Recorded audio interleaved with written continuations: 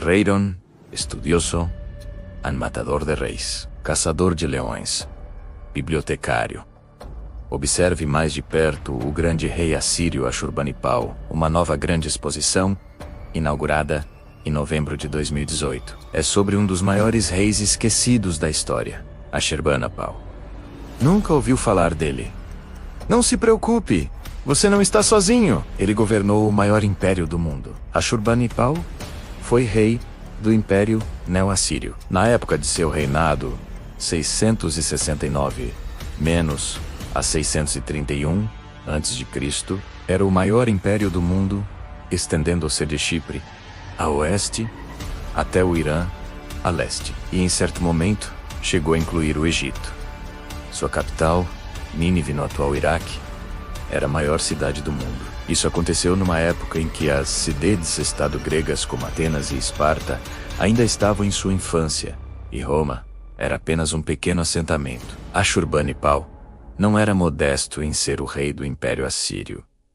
Ele se autodenominava rei do mundo. Uma afirmação, e tanto, dado o tamanho do império. Imagine um rei que governava com uma mão manchada de sangue e a outra coberta de tinta e argila. Um homem capaz de ordenar massacres inteiros e na mesma noite sentar-se para ler poemas, tratados científicos e mitos antigos. Um rei que acreditava que o conhecimento era uma arma tão poderosa quanto o terror. Ele foi o último grande leão do Império Assírio. Apesar de ser um dos maiores reis da Assíria, Ashurbanipal não estava destinado ao trono, pois era um filho mais novo do rei. Quando seu irmão mais velho e herdeiro do trono morreu, seu pai, Esarhaddon, passou por cima do filho mais velho seguinte, Shamash-Shummukin, e nomeou Ashurbanipal como príncipe herdeiro. Foi uma jogada ousada e talvez um pouco tola.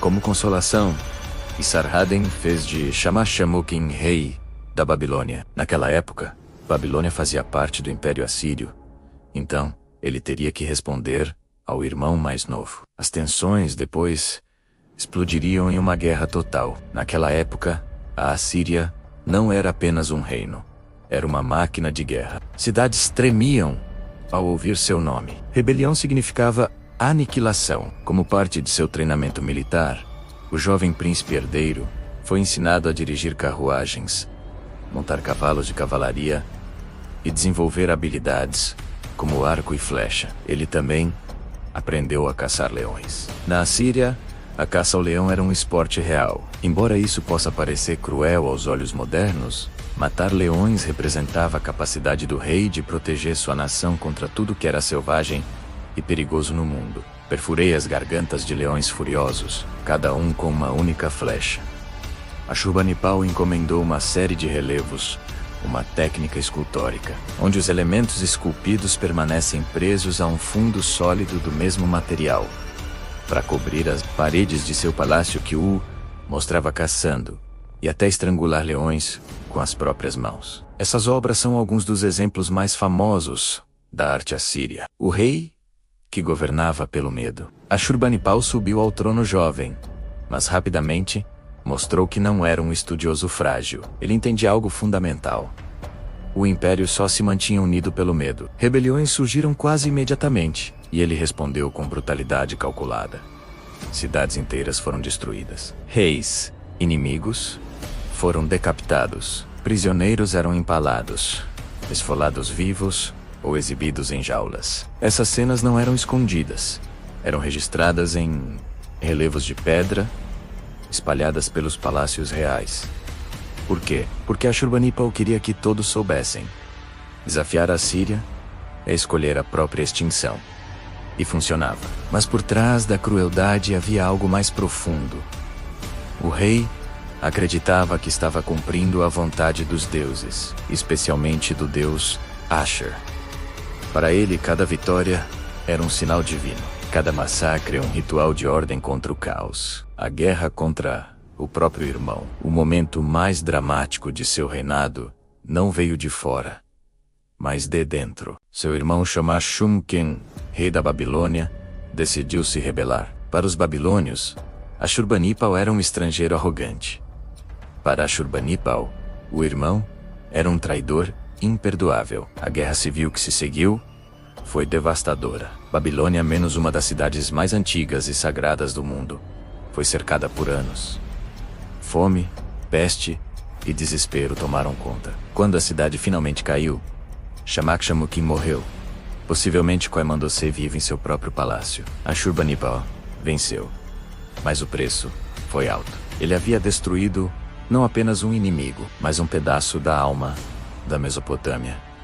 Ele construiu uma grande biblioteca. Em Nínive, sua capital, ele criou a maior biblioteca do mundo antigo. Ele sabia ler e escrever, o que era incomum para um rei. Ele adorava se gabar de suas habilidades acadêmicas e até se representava em relevos do palácio, com uma caneta agueta usada para escrever no cinto, junto com sua espada. A caneta pode ser mais poderosa que a espada, mas Ashurbanipal era bem habilidoso com ambos. Ashurbanipal desenvolveu a primeira biblioteca sistematicamente coletada e catalogada do mundo. Ele queria uma cópia de cada livro que valesse a pena ter, e enviou seus capangas pelo império para reunir todo o conhecimento do mundo. Os livros assírios eram escritos principalmente em tábuas de argila, não em papel, em uma escrita chamada, que usava pequenas cunhas para formar símbolos. No total, ele reuniu centenas de milhares dessas tábuas,